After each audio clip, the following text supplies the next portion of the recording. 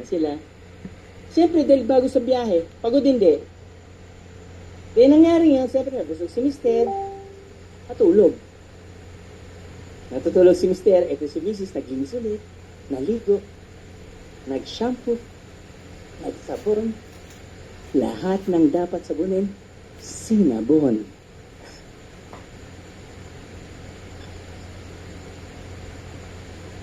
Oh, eto na ngayon, nasa kwarto na si Sir tulog. Eto si ma'am. Siyempre, napapaganda. Alam mo yung mga babae, pag suklay, ewan ko ba, ba't ginaganon pa?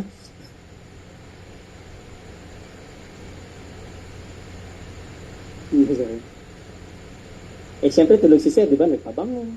Di ba? Naka pulang panty. Ewan ko ba, ba't ang lakas ng pulang panty, no? Sinunod mo ba yung advice ko? Sir, sinunod ba, Sir?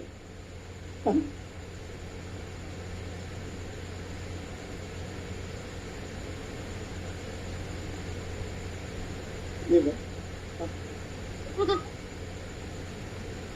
Aray ko! Diyos ko. Ito, di ba? Tutulog si Sir. Siyempre, miss niya, di ba? Tulog. Bangon niya. Sabi niya, honey. Siyempre, tulog. Pagod eh. Ayaw magising. Honey. Siyempre, 9 months eh. Diba? Ayaw magising. Sabi niya, ha? Honey. Nagising eh. Oo, ma. Oo, ba't ka mo ginising? Hindi pa kasi tatanong ko lang. Bakit mo pinakasalan? Sabi niya, yun lang ba? Kaya kita pinakasalan kasi desisyon ko yun. Natulog ulit. Kung ikaw yun ang nagagawin mo.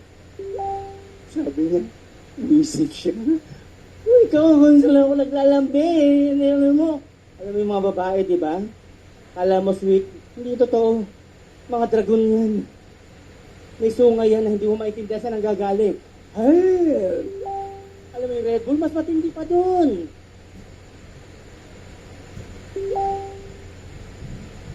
Nagalit niya yun. Sabi niya, siyempre aamoy. Ba't ka ba nagagalit? Kasi minsan lang ako naglabing sa'yo.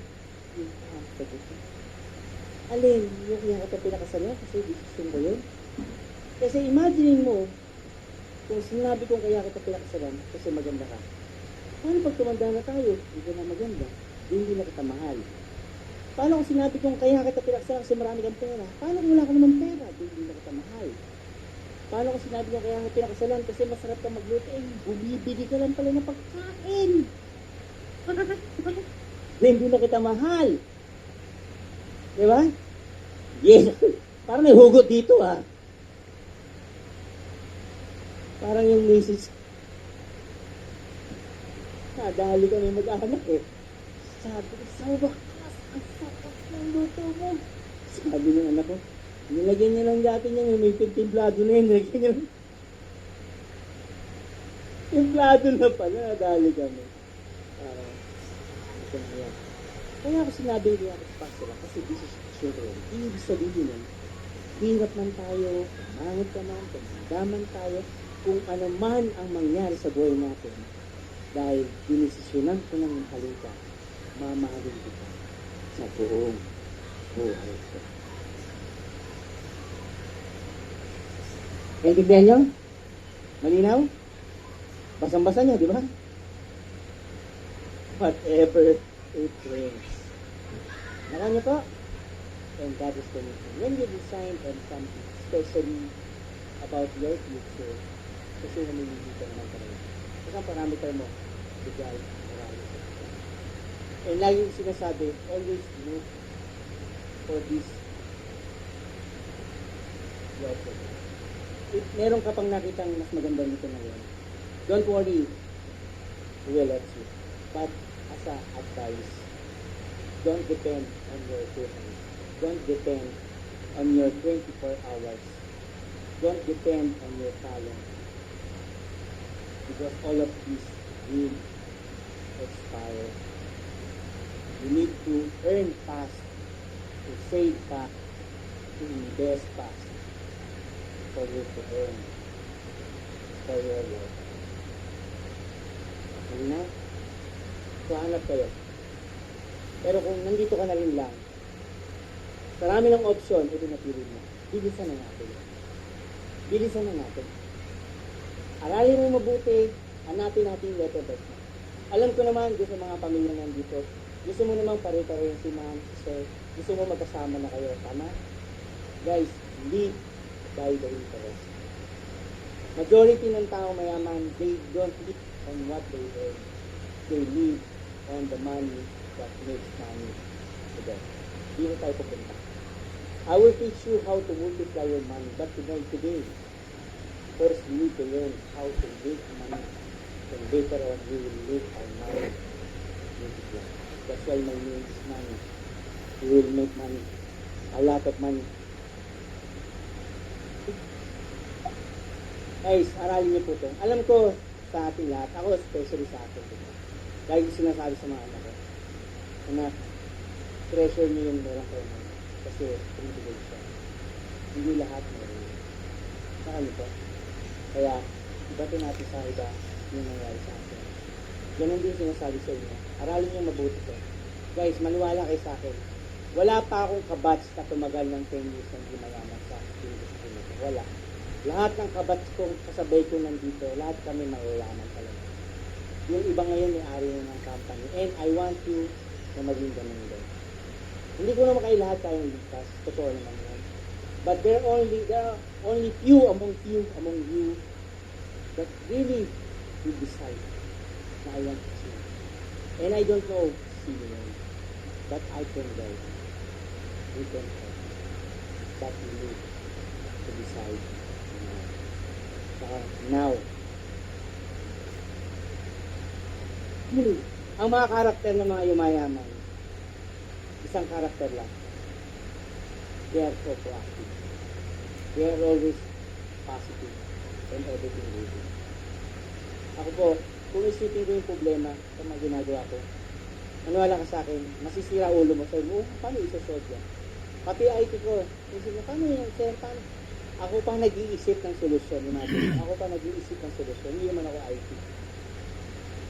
Pero nasa-solve nila. Nagugulat sila, ganun lang pala yun. Kasi ako yung may gusto eh. Sila tagagawa, ako yung may gusto. So yung nagkukunik lagi ng point to point, yung may gusto. Kaya tinatanong kita, gusto mo bang magbagong buhay mo? Kasi nandito lang kami para tulungan ka mag-connect. Pero magkukunik na, ikaw. Yung gano'n ka kagigil, gano'n mo ka gusto, gano'n dapat yung lalim ng gigil mo. Malinaw malabo. Okay? Kaya kailangan mong mag-commit. Ngayon, yung commitment mo, lalalim yan. Depende sa growth mo. Babalik na naman yan dito. Babalik yan dito. Depende sa amount ng gusto mo. Nang lagi yan. Kung alam mong pwede, kung alam mong posible, kung alam mong pwede mo makuha, bakit hindi mo tirahin? Bakit hindi mo hatawin? Lista mo lahat ng ginagawa mo everyday. Lista mo lahat ng ginagawa mo everyday. Tanungin mo, lagyan mo lang, need for me to become successful. Not need to do it because hindi ko lang. Lista mo lang yung related sa business mo. Pag hindi, lagyan mo dito. Kung ano na lang dito, yan lang gawin mo. So dito ma-avoid mo na agad. Kasi kala mo browse ka ng browse. Kala mo nag-browse ka, nagulit ka. 3 hours ka na nagba-browse. Saglit lang. 4 hours lang. Saglit, 4 hours. Okay? Ang tawag dyan. Law of prioritization.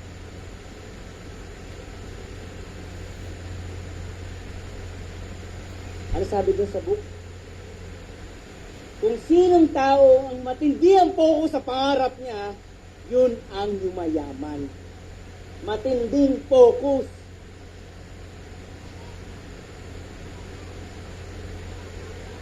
Hindi sinasabi yung gawin ka. Pero meron ka muna dati tabi. Meron ka muna dapat tanggalin. Hilig. Hilig kong mag-basketball. Hilig ko yun. Diba? Hilig kong gumala.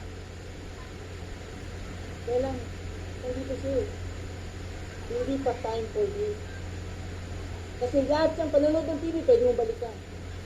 Paggala, pwede mong pabalikan. Tambay, pwede mong balikan.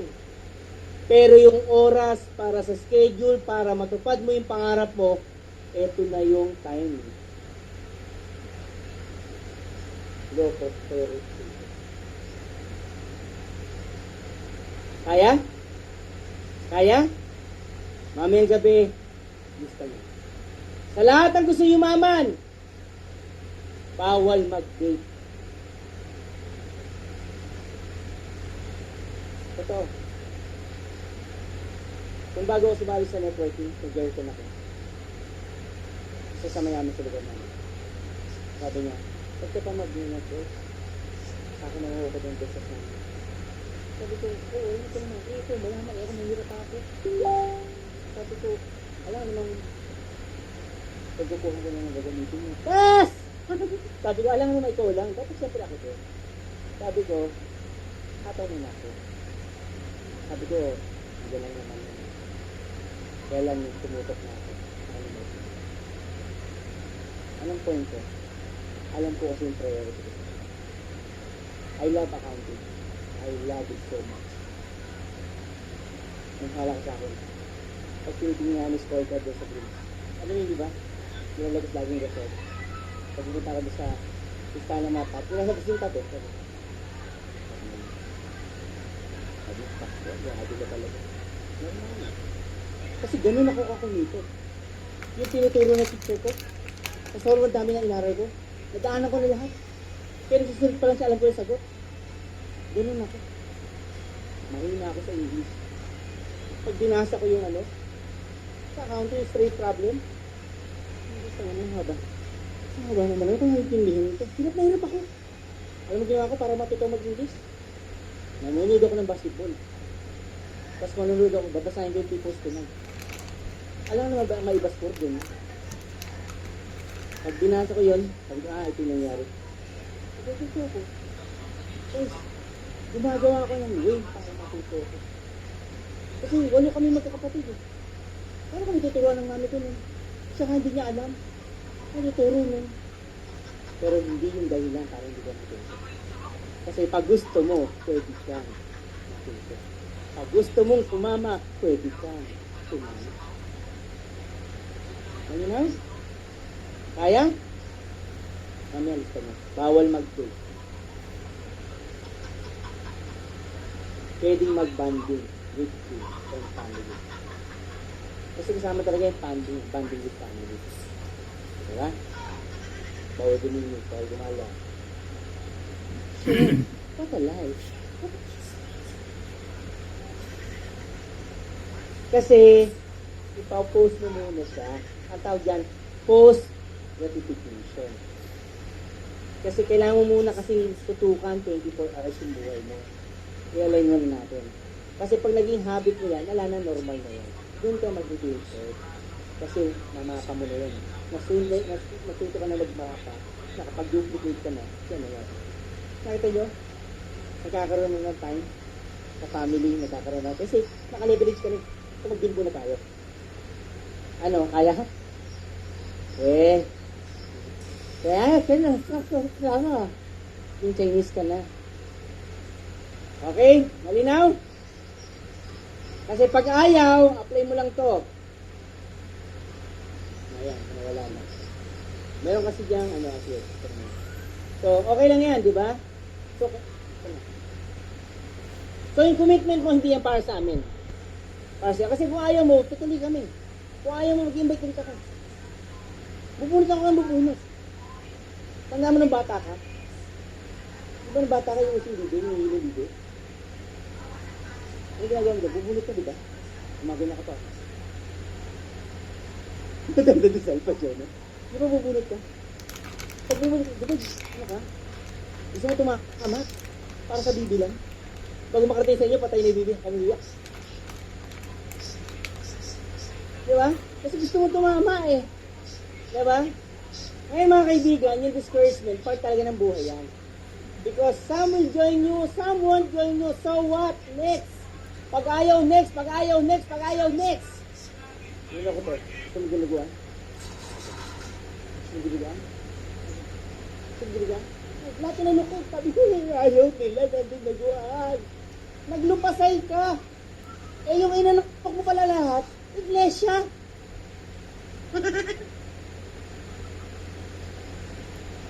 Mali. Subukan mo ulokan. Puto. May ginagawa. Di ginawa niya. Tama?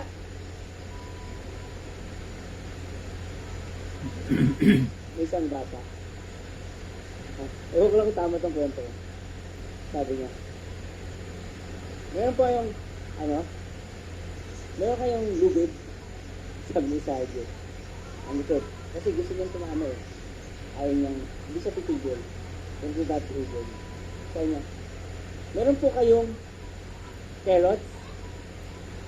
Eh, nagtatanong siya sa hardware. Sabi ng may hardware, wala kaming carrots. Okay. Ano yan? Ayun, okay. Pero mo sa kinabukasan. Meron po kayong carrots? Walang carrots dito. Nakita mo? Hardware to. Walang carrots. Okay po. Isip ka ngayon. Balik siya ngayon. Meron kayong lubid? Meron kami. Saka carrots.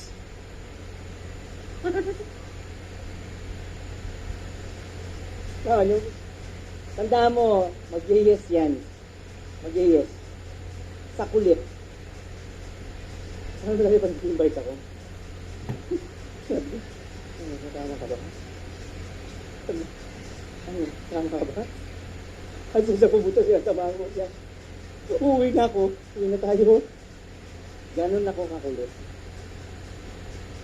Kaya maniligaw ako yung araw. Sinagot ako nun sa kulit. Oo na, sige na tayo na. Yay! Sabi ko, kahit huwag mo naman ako sagutin, okay lang. Okay lang naman sa akin. Ganon? Oo, yun na, kasama lang naman ito. Okay na ako. Ay, nakita na kita. Oo, nakita. Paano kung may maligaw sa akin? Oo, naman. At magtatagol kita. Yes! Sabi ko, pag hindi, pagkakita ko yun. Alam mo yung mga manligaw ko, kakaiba talaga. Promise. Sobra. Hindi ko alam, effective pala. Ayaw niya ako sagutin, di ba? Kaya alam ko na. Higaw ko iba. Pero buta pa rin sa kanya. Ba't pinagkita mo? Ba't sinasabi mo kung saan sabi? Wala sa iba. Mali yun. Sige tayo na. Hindi, nakarami ako ng girlfriend. Hindi totoo, namili talaga ako. Dapat talaga hindi siya. Kasi meron ka talagang katapat. Meron ka talagang katapat. Yun ang dapat. Kasi hinahanap ko yung kaya akong control. Pag hindi ako kaya kontrolin, malulus pa yung buhay ko. Ngayon yung misis ko, at ba ito eh? Promise. Pero siya lang nakakontrol sa akin. Kasi pag hindi siya napangasa ko, parang hindi naman siya mga ano po. Talagang hindi napakasan po. Kung ano po? Kasi ako, sa totoo lang, may girlfriend ako ng araw. Sabi ko, ba't nagsisilos ka? Saan mo ayaw mo na nagsisilos? Ano nga eh? Kung ba't nagsisilos ka? Sabi mo, paano yun? Di ba ang hirap? Kasi hindi siya yung para sa akin. Kasi nung nag-aaway kami ni Para, ay sabi ko sa lana naman.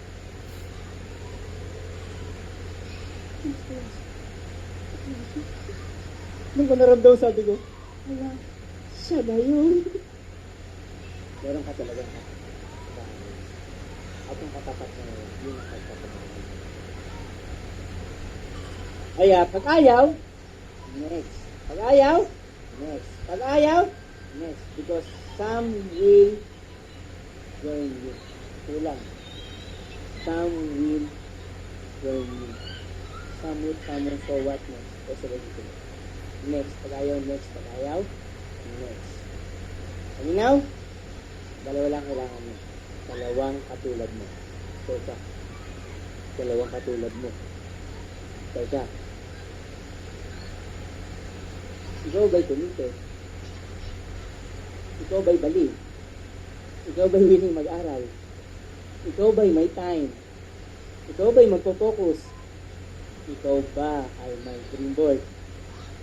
Hanapin yung katulad mo. Pero kung yung mga binanggit ko sa'yo mo, yeah, oh.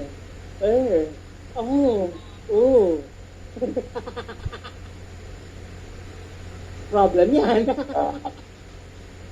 Saka niyo po? Kasi you are looking for a person just like. Pero ito, mark my word. Pag yung sinabi ko, willing kang mag-adjust or mag-change. Alam ko hindi ka pa naman ganyan. Pero willing ka to become the best version of yourself. Yung pangarap mo is just around. Okay? Next! Ayan. So, dapat lagi kang ganyan, no? Kaya pag nakita mo yung kliyente mo, pare! Ang lakas ng ganyan. Kaya na. Grabe. Diba? Ito mo. Hindi nga dapat. Mangyayari yan pag meron kang kasi nai-excite ka sa time, sa results. Kasi nakita mo, lumalapit ka na. Di ba ba nag-basketball ka? Unang tira mo, hindi mo na sana napunta. Pero kahit hindi mo na sana napunta, yung pangalawa, ina-adjust mo. Tama? Yung pangatlo, mas ina-adjust mo. So sa gugulat ka, tumatama-tama na sa rin. Ang susunod, masushoot mo siya. Ganun kasi pag may team board. Kasi meron kang tina-target. Yung tina-target mo, may bilang. Tama? May number. Kaya dapat, mamaya discuss ko. So, yan ang magpapa-excite sa'yo. Gagawa ba ng dream board? Gagawa? Guys, it's a must. Di baling pangit pa, basta gumawa kayo. Mag-cut kayo ng picture. Tapos lagi mo nakikita. Lagay mo sa center yung anak mo, yung asawa mo, sino gusto mo ilagay doon. Dapat ilagay mo siya doon. Para pag nakikita mo, yung sa space, yung ano mo lumalabas, yung gigil mo lumalabas agad. Nakaw mo, yung napapatayo ka. Di ba tanong sa yung commercial, yung kape, saan ka ba bumabangon? Para kanino? Ano no? Ano saan ka tumatayo? Guard! Allah.